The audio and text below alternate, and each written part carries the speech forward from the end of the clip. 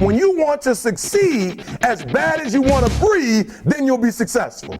And I'm here to tell you, number one, that most of you say you want to be successful, but you don't want it bad. You just kind of want it. Work ethic eliminates fear, So if you put forth the work, then what are you fearing? You know what you're capable of doing, what you're not. If you put your mind to doing whatever you want to do, good things can happen. Because limits, like fears, are often just an illusion.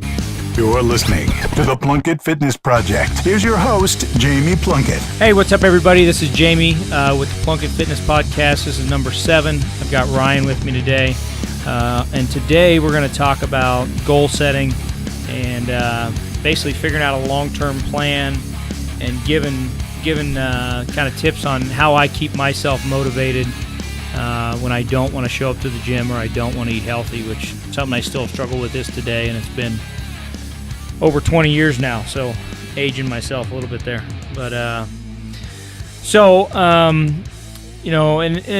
we're going to talk about this in regards to fitness and nutrition, but it's really anything you want to do in life. You need to set a goal and then develop a plan to get to that goal.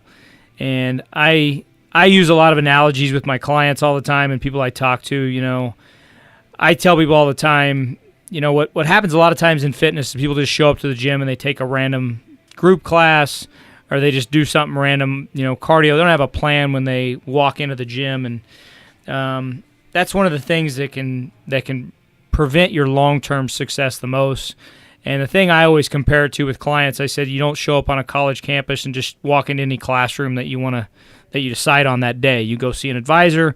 The advisor, is going to ask you what your goal is, what major it is what you want to major in, and then they're going to give you a list of all the classes you need to take, the order you need to take them in, and then they're going to, get you enrolled in those classes each semester.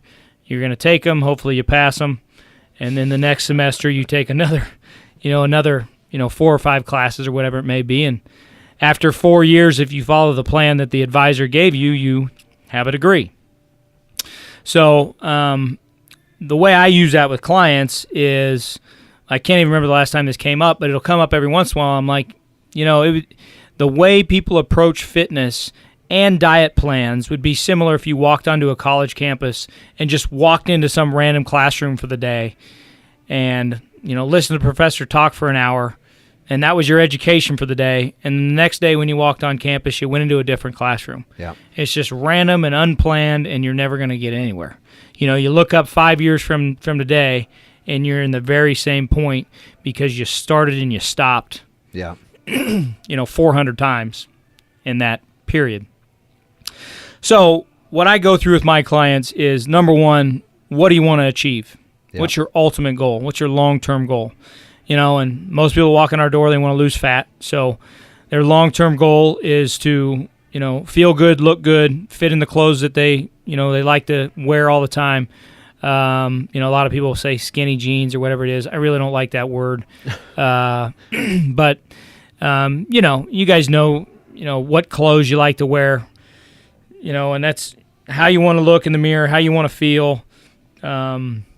So that's usually somebody's goal when they walk in our door is fat loss, and they want to be, firmer. Yeah. So that's going to be a matter of eating better and lifting weights and doing it consistently the rest of your life, really. And it's probably going to take, 2 to 5 years to get to your ultimate goal where you want to be. And then, like all things, maintenance is always easier than progress. So we write down the long-term goals, whatever. Let's just say those pants, whatever size they are, maybe for a guy it's a 34, and women I have no idea size, whatever that would be. I'm going to offend somebody if I throw a number out here, so I'll leave that alone. But whatever that is, or whatever, a lot of times people use weight. That's not usually the best terms because usually people have come to me and they've lost weight in the past, but they did it without weight training. So they'll end up losing muscle in the process. So they may end up being 10 pounds lighter when they're not lifting weights versus when they do lift weights. And that's not necessarily muscle. It's just, more water. And you can actually make somebody look leaner and their clothes fit better at a heavier body weight when they are lifting weights versus, when they're just not eating and or when they're eating healthy, whatever you want to call it. and not lifting weights or just doing cardio. So you lose a lot of muscle when you do that, which we talk about that a lot. But so we'll write down those long-term goals. We may, get a ballpark idea of what we want the weight to be, what we want their body fat percentage to be, which is going to be a little more detailed when you see a personal trainer. They'll use calipers generally, or some other form of measuring body fat percentage, so you can actually see what the composition is of your body, muscle to fat ratio.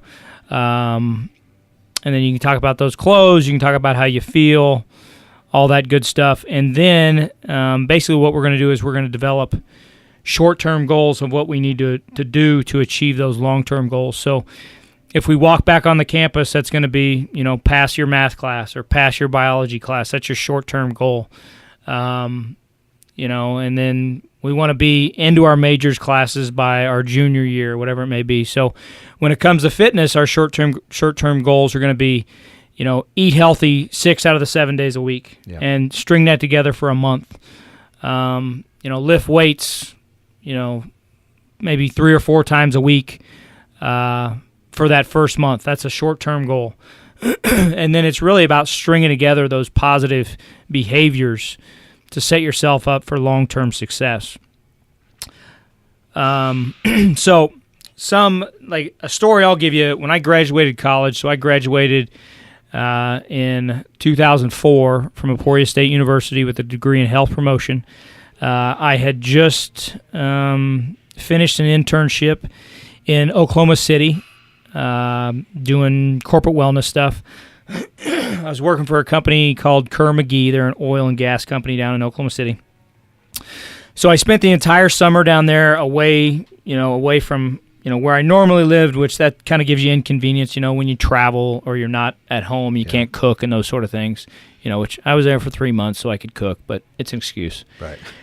Anyway, so then after that I moved home, and for a month after I got my degree, I loaded meat on a truck at Tyson Meats, and I live with my parents. So I'm 22 years old. I'm living with my parents. I'm working in a meat packing plant. So it was not the best time of my life. Yes. I wanted to get a job in corporate wellness. I could not get a job. So I was making a lot of cookies and eating a lot of cookies. So about a month into living with my parents, a buddy of mine who was managing a gym in Topeka calls me up and says, "Hey, we got a job opening. It's only part-time. It only pays $8 an hour, but it'll get your foot in the door." Yeah.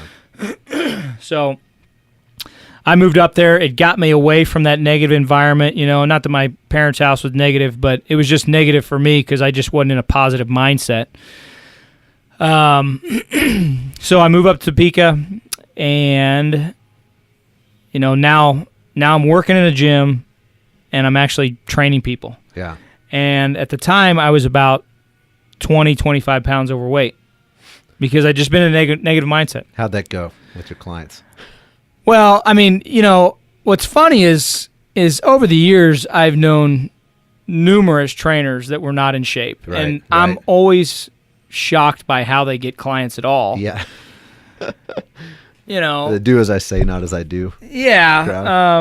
So I mean, that's always surprising. But with myself, I'm my worst critic. So I mean, I was hard on, like, for me, I was like, this is why you're not getting clients, because you're Right, fat. right. That's what I'm telling myself. Yeah. You're fat shaming yourself. Yes. Yeah. There was no bully patrol back then to So put you in timeout. exactly, I needed a safe room. Mm-hmm. So A safe space. Safe space. Yeah, not in your head. They have. I hear they have buddy benches now. Oh, good. I mean, look, I don't even know. I know that for me though, I'm the same way, and I'll fluctuate in weight and stuff, but I know the unsafest place for me is in my own head. That's I was a musician forever, and I've mentioned that on other podcasts. But every now being having social media and stuff was always great, and most people were very positive. But every now and then you get somebody trashing you on social media. You can't sing, blah blah whatever. And I'm like, look, man, the thing of it is, I've heard myself sing. I think I'm a worse singer than you do. I promise you. Like I know all of my faults, and you're not going to come at me with something that is that's less harmful to my own ego or my own self-image than what I can manufacture in my brain. I promise you. So yeah, you're right. But I mean, like you said, what's so important about what you said was you were at home, you weren't in a negative place physically, literally, but your mind, you've got to get that. So the first thing you do is you get you realize I'm not where I want to be. And this is what's so great about this is it's applicable to your health, your wellness, your personal finance, whatever. First thing is you realize you're not where you want to be. Second thing you realize is you're responsible for it. Take ownership of it. And then the most important thing is, you weren't making a great living, but you knew you had to get that momentum. And that's the key. Is you got activity and work, and you got that job and you started getting out there. And then all of a sudden, what happened? The next thing you realize, I'm not getting enough clients.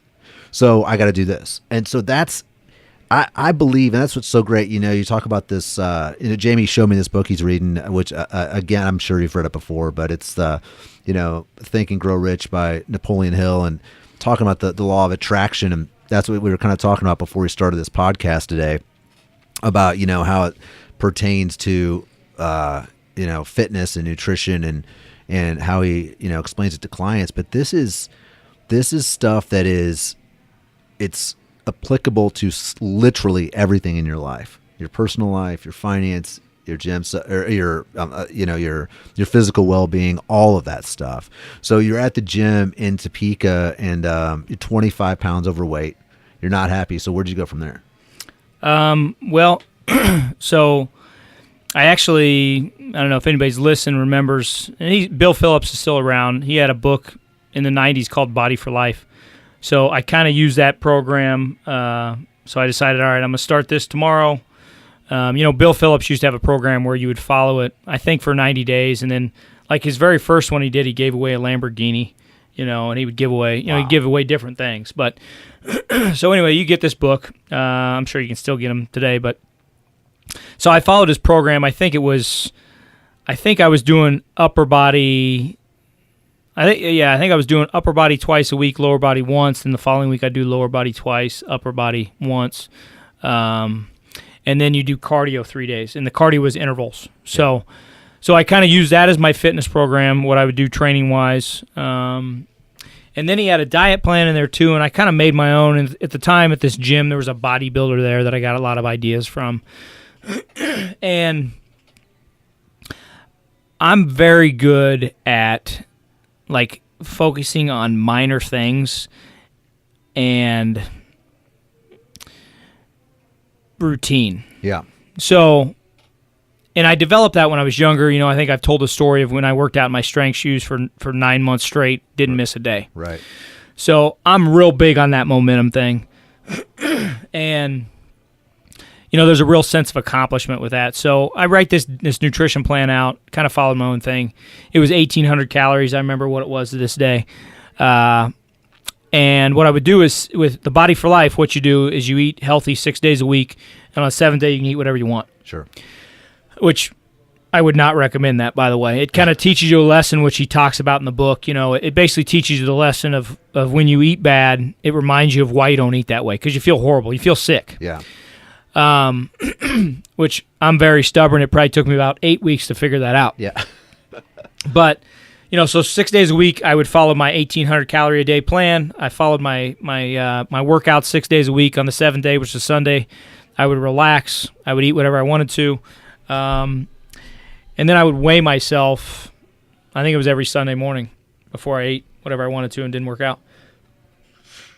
And so every week I lost 2 pounds. That went on for 12 weeks.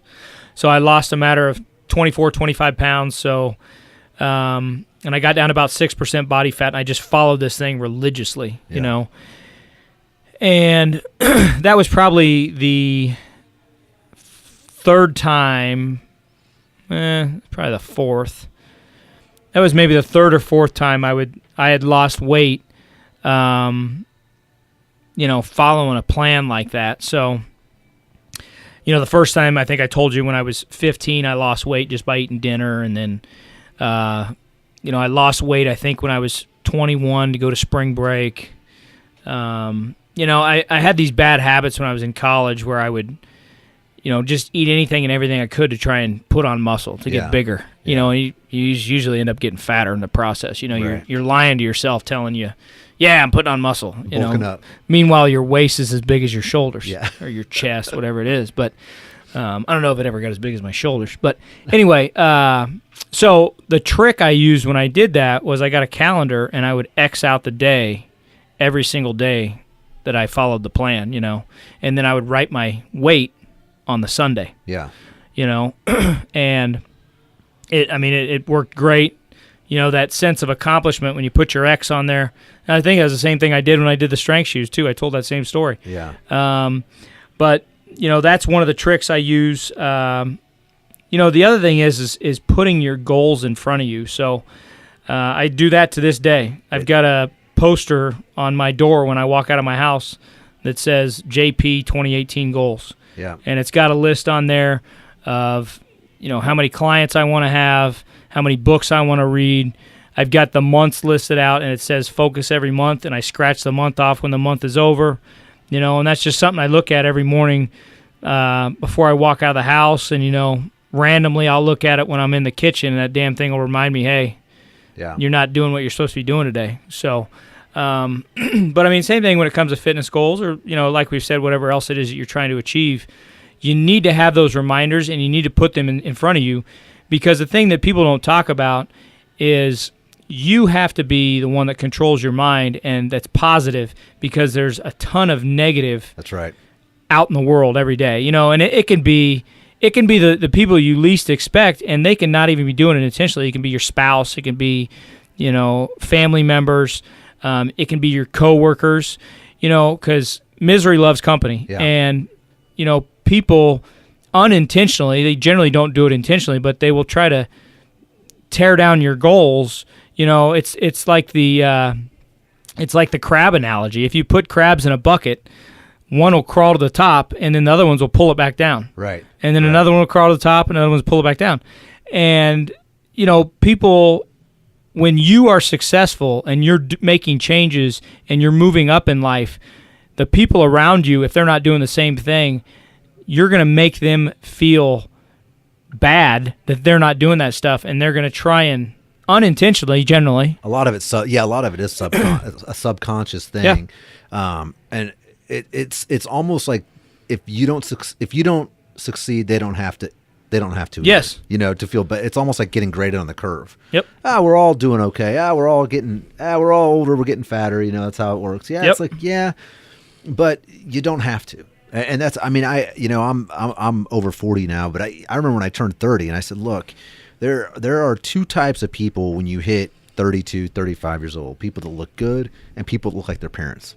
Like that's, I felt like there was like a cutoff, and it was like 32, 35 years old and we had, Facebook was around at that point. And so I was able to, you see, and it's like, look, man, there's either people that are the amount of people that can maintain a decent physique or, it catches up with you if you don't take care of yourself. Absolutely. At that age, and it continues to, it seems like the older we get, the more rapidly it catches up with you. Like the worse, it's just, again, it's a momentum, it's a snowball, but it's a negative momentum. And it's, it's also, you've got to be more conscious about things when you get older, just because physically we're slowing down, everything slows down. Metabolism, you lose muscle quicker, it's harder to gain it back and all that stuff. And yeah, it is, it's crazy, but there's so much to be said for what you were just talking about, which is actually physically writing your goals down in front of you and focusing on them, because it's just like your yard at home. I mean, those weeds are going to grow without any water. But if you want your flowers to grow, you got to take care of them. You got to tend them. So that's the analogy I think Tony Robbins uses regularly, but it's like, you got to keep, I think Jim Rohn, one of those guys that talks about it, but it's 100% accurate, is you've got to tend to your garden, that's in your mind. And there's also a huge, like psychologically, when you make the big goals and you've got the big stuff in front of you, if you can make a daily list, psychologically Xing that stuff off, there's an endorphin rush that goes along with it. I mean, I use this app called Todoist, And it's proven, I mean, there's all these studies out there that talk about how, social media and stuff, it taps into the same part of the brain as like an addiction, like the endorphins, like when you post something and you look for all the engagement, whatever. But that Todoist is built on the same thing, where it's like you start adding, I have a list of stuff to do every day. And when you X those things off on your phone or your computer or whatever, it gives you a sense of accomplishment. And it really does. There's nothing better than sitting down before you go to bed and looking back and saying, okay, I did do something today. Otherwise, it's like I woke up, I don't even know what happened. I don't even know what I did today. I'm just back in the same place I started, Yeah, I mean, the other thing is with writing that stuff down is you can usually, I mean, first off, that's exactly what we do with clients with nutrition, which is funny that's kind of comes up here. They've done studies that the number one way to lose weight is to write down what you eat every day. And what I hear a lot, and I don't really relate to this because I've got like 4 things in my fridge. I'm real simple. A lot of times I hear from people, they're like, I didn't realize how much I was eating. Or, it makes me more aware of what I'm eating. And, right. I mean, I just have basically a plan of what I eat every day for the most part. I get off track sometimes, but like I just don't have those foods in front of me. So like the chance of me eating chips or something else is just like usually not an option because they're not around. But anyway, getting back to what we were saying, a big thing about writing stuff down and crossing it off, and I talk to clients about this all the time, it's always, when somebody comes into us, it's always an experiment. The human body, the reason they call medicine, why it's practicing medicine, is because we really don't know exactly what's going to happen. So when somebody comes in to see us and we put them on a nutrition plan, we're going to kind of give an estimate of where we want their numbers to fall, and I kind of have an idea of, numbers as far as how many calories, protein, fat, carbs. But every single person, it's an experiment with, So we put them on this plan, they follow it, and then a week later, all right, what happened to how you feeling? What happened to the scale? What's going on? Are you leaner? And the big thing about recording it is if we're not getting the results we want to get, then we can go back and look at it and say, all right, we need to fix this and this and this. Yeah. Or an even bigger thing, and something that I need to work on myself, is say last year rather, you were very successful in your fitness and nutrition. If you wrote that down somewhere, you can go back and look at it and see why you were successful. Right. Versus if you didn't write it down, then it's like, well, I think I was doing this. I think I was doing this. So I mean, that's a big thing, and I know you don't want to keep, hordes of paper or whatever, but if you're writing that stuff down, it gives you a good record of why you saw the success you had, or more short term, why you're not seeing success. You can look at stuff and just be accountable. Yeah, and that's something I do. I use Evernote, which is an app, and I love it because I use it for literally everything. But I also, I told you I gained some weight, so that's what I started doing. I've got a table on there, and I just use it every week now. I keep track of exactly what I eat, and I've got a plan. And if I go over, like, okay, look, I go over. But that way, like you said, having that data and truly being able to optimize things down the road. And again, this is applicable to fitness, nutrition, but so many other things. Well, what's working, what isn't? What we always forget are the details. That's why it's important that you write it down, because it's the little things in the middle that you might not recall, a week, 2 weeks, 3 weeks, 6 weeks down the road. But those are the important things. Those might have been the things that made the difference that day, that week, that month, or whatever. And when you can go back and isolate what you did differently, then you can do more or less of those things depending on what results you're looking for, Yeah, so kind of wrap up the goal setting stuff. What I like to do is, number one, set a big picture of what my long-term goal is. Then we, develop short-term goals to get to that. And then along with that, we'll put little daily things in front of our clients to make sure they're staying on track. So one of the biggest things I do is I will write down my goals, and you read them every morning when you get up and every night before you go to bed. So they're front and center every day. And you may have days that you fall off track, So you had a bad day yesterday. Well, you know what? You got up first thing this morning, you read your goals. So now you're back on track, and it's just a reminder, of what you're trying to achieve. Using the calendar to mark stuff off, whatever, a big thing with having somebody to hold you accountable. That's what a lot of people use a trainer for. They have somebody that holds them accountable, somebody that they have to answer to on a weekly basis, how things are going, somebody else who is aware of what their goals are and who's going to ask them about them. But yeah, those are kind of the basic things that we use from a goal-setting standpoint to make sure we're successful in our personal lives and with our clients. Well, yeah, and one of the things that you had talked about there too, we talked about the crabs in the bucket and people pulling you down. We did a testimonial video for one of your clients, and one of my favorite things about that video is Tom at the end. He's got their whole family is coming here now and stuff, but he talks about it's so great that to be that crab pulling somebody else up out of the bucket. So you want to find those people, the people that are you don't want the people that are subconsciously tearing you down, but the good people in your life, which I feel like most people are good, and most people, but maybe you can inspire somebody if you get on that right track, and then you got a buddy, and if you've got a buddy, it's always easier, especially you talked about not having the stuff in your house when you've got. I don't have kids, but a lot of people, they have kids, and that's one of the hardest things because you got you got snacks for your kids and stuff, and that just opens a Pandora's box of issues, as far as calories and nutrition and all that. But yeah, I think it's everything that you've said is spot on, in my opinion. And I just wanted to tag it with the idea of if you can find somebody, if you've got a trainer, that's great. But if you have somebody in your personal life that you can actually, that you can help bring up and you guys come up together, it's real fun celebrating those successes with other people, especially people that that you're friendly with, or it could be a work friend or whatever. Yeah, you're kind of a team. Yeah, absolutely. The one other thing I will say is, what's the saying? You are an accumulation of the 5 people you spend the most time with, or whatever it is. Yeah. You know what I mean? I know exactly what. Yeah. So along those same lines of what you were just talking about, you have to remove negative people from your life or get them on board. Have to. And I don't care what your goal is. If your goal is to improve yourself in any way, you must get negative people out of your life. And it doesn't have to be a harsh thing or a mean thing. It's just like, hey, I try to be reasonable with people, but they usually don't see it that way.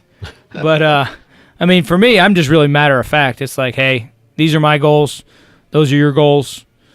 We just have different goals in life, so we're gonna go our separate ways. Yeah. But I don't think that can be emphasized enough how important it is to surround yourself with like-minded people. And what I try to do is I try to surround myself with people who I look up to. So people who are more successful than me, and I constantly try to surround myself with people that are more successful than me, and I use them as and it's kind of the same self-conscious thing we were talking about before. Yeah. It reminds you that you aren't where you want to be yet, that where you want to be is possible, and it's just a positive influence on your life. It's so important, and that toxicity is so it will engulf you. It's a cancer, and it will grow in you. But I played golf competitively in high school, and it's so funny because anytime I would play with guys that were better, I would play my best, and if I played with people that were worse, I would. But I couldn't agree more, and it's one of the most difficult things. But the older I get, the better I get at detecting people that aren't bringing anything to the table, and the quicker I get at writing them off, and not in a rude way, but it's just like, what? A lot of times you don't even talk about it. It's just kind of one of those things. You're just like, okay, we're not copacetic here, but that's another. That should be. We should do a whole podcast on that. Those toxic people, man, it's nothing will derail you in all aspects of your life quicker than people that are bringing negative energy. It sounds all new agey and like, weird to say that, but bringing negative energy into your life will just wreck everything that you're working for. Yeah. Try to surround yourself with positive people. I think that's all we got today. Thanks for listening, guys. Have a good one. We'll see you soon. Thank you for listening to the Plunkett Fitness Project. Please share with your friends, subscribe, rate, and review. For more info, visit our website, plunkettfitness.com.